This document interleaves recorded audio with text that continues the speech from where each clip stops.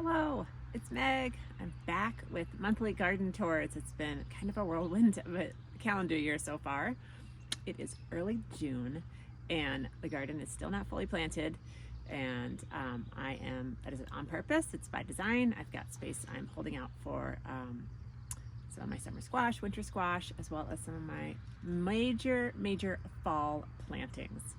But I want to take the time today to share with you where our spring garden is at. Things got in a little late with our cool spring. In April, I didn't get things planted until the first week of April in our low tunnels.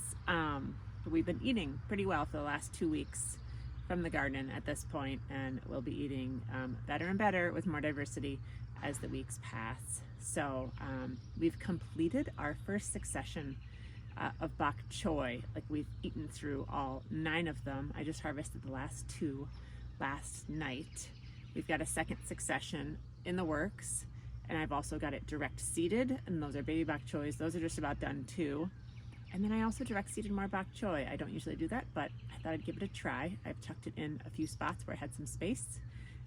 So that's kind of fun. We've been harvesting a ton of asparagus and radishes. I finally timed spring onions this year. That's something I'm not very good at usually, but it's just such a simple food and such a great alternative to onions when at this point I'm out of them. Tomatoes also went in a little on the late side. They are now, I just took the cover off last week and I haven't tied them up yet. We've got a little bit of a humid day today, so I'm not going to touch them again today. It's probably going to be on my list tomorrow to get done. And because of the late frost, all of our fruit trees that did flower were not impacted by any late frosts. And so we've got fruit on, I think 5 or 6 of our apple trees, and both of our plum trees this year. One of our apricots had a couple of flowers, but the fruit has fallen off. So we won't have any apricots this year. Our pears are still establishing, so we won't have any pears for several years either, but we will have the most diversity of apples that we've had so far. We've got Snow Sweets, Williams Pride, Harrelson, Mountain Rose, and maybe some, I can't remember what they are. They're over there. Crimson Crisp, maybe?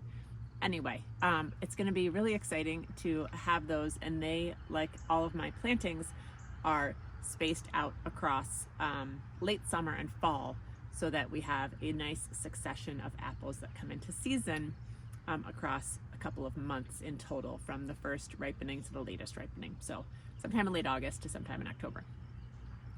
What else? Strawberries are doing okay this year as well. Blueberries look pretty good all in all. We added a new bed down by the barn. Over in the corner, we had 2 new triangular beds down by the barn with the addition last year. And one of them we've planted this spring with 2 honeyberries, a gold rush apple, I think. I could be wrong about that. I'll have to check when I show you guys. And then also 6 lingonberries. So that's another perennial bed that we've added, and we've got another triangle bed by the barn that I'm still clearing out and that we haven't decided what we're going to plant there. It just gets afternoon sun, so we're not really sure. Last year I did tromboncinos there, and they did really well. So I know a squash or some other vegetable could do well there this year. I'm probably just going to cover crop it. But all in all, what also feels absolutely wonderful is to be in this space and not have anyone working in it except for us.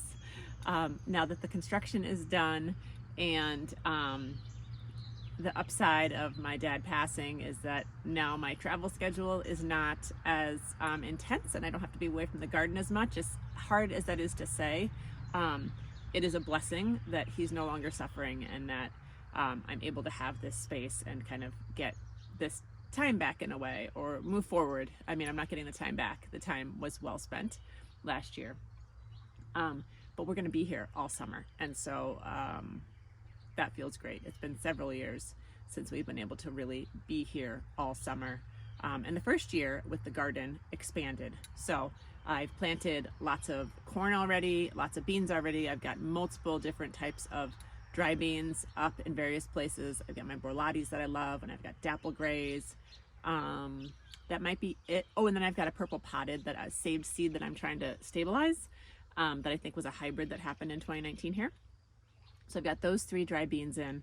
I've got, I think, 5 types of corn in right now. I've got our American Dream sweet corn, strawberry popcorn, Nothstine cornmeal corn, and then I've got a Flint corn that I bought from Native Seed Search. I'm not even going to try to pronounce the name, but it should be good for tortillas. I'm excited about that. So that Flint corn is in our triangle bed, and I've got it planted with some Dapple Gray beans.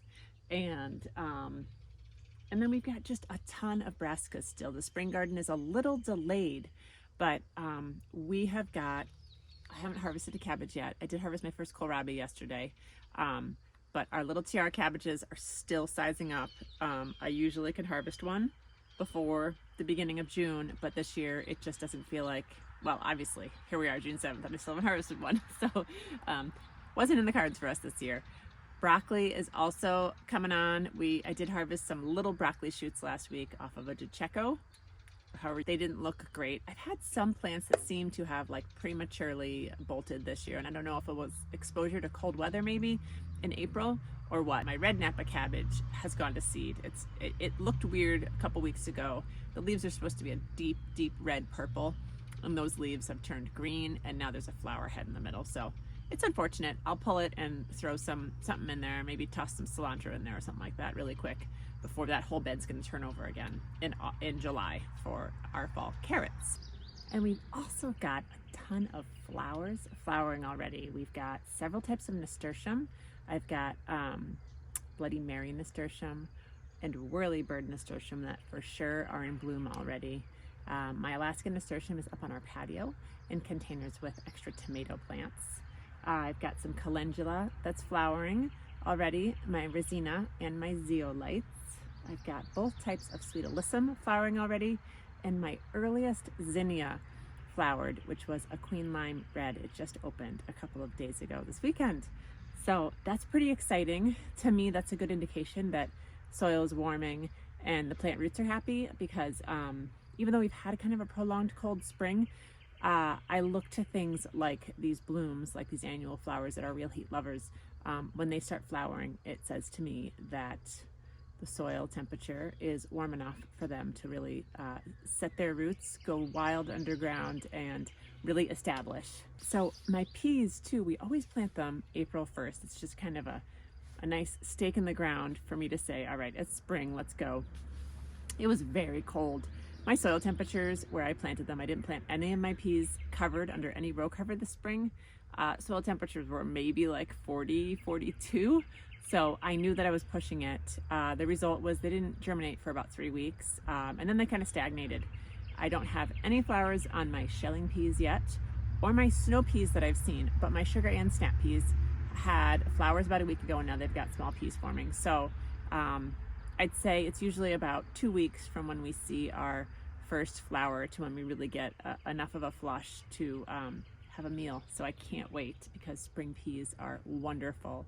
We've also got, in terms of legumes, we've got my first succession of snap beans. I sowed on May 7th this year, about a week earlier than my earliest sowing of green beans. I just wanted to give it a try, see if we can get green beans, you know, around the 4th of July. That'd be pretty awesome. That's kind of a goal. I might not have sowed them early enough, but they are doing fabulously, and I've interplanted those with some radishes. The radishes are just about ready to be harvested at this point, and the green beans are looking great. I am going to strain them up soon to give them a little support and keep them more upright. It makes harvesting a lot easier. And soon, because those are doing so great, it will be time to sow another few rows of beans somewhere, likely as soon as I pull my cabbages out, or maybe the radishes in between those cabbages that I showed you. That would be a great spot for me to sow some beans to get a quick succession out of that before it turns over into a fall garden. So lots of succession planting going on as always. And I hope you enjoyed this glimpse into the garden. And I look forward to sharing with you a much transformed landscape in another 4 weeks, right around the beginning of July. As always, I really appreciate you taking the time to watch this, and I hope you have a fabulous June in the garden, and here's to strawberry season. Take care. I'll see you in July.